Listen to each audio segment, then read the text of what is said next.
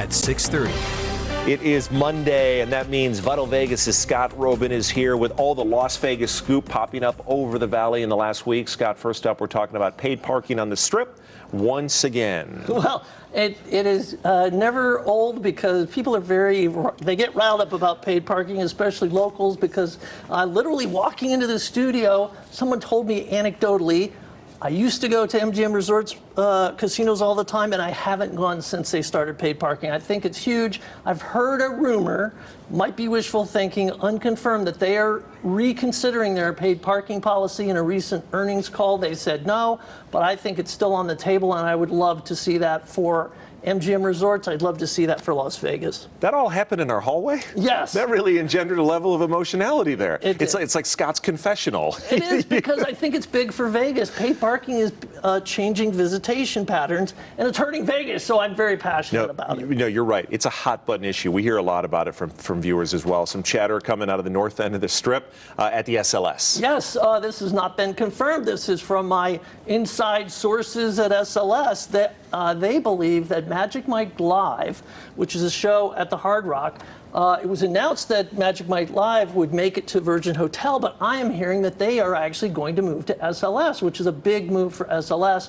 They really want to grab some attention in terms of their entertainment. I've also heard that, also unconfirmed, that Frank Marino, the Divas Las Vegas female impersonator show, was also going to go to SLS.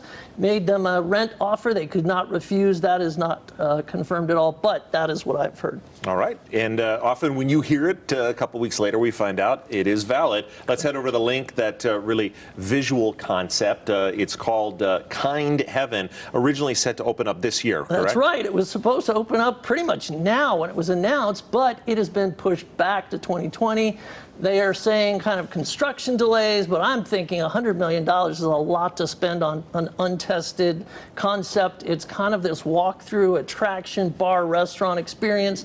I don't know about this thing. I think they're pushing it back because they're nervous about it. Okay. Restaurants, one of the toughest business in the world. A restaurant over at the Encore being replaced. Yep. I shared this probably a month ago. I might have shared it first right here, that Andrea's is going to be closing at Encore.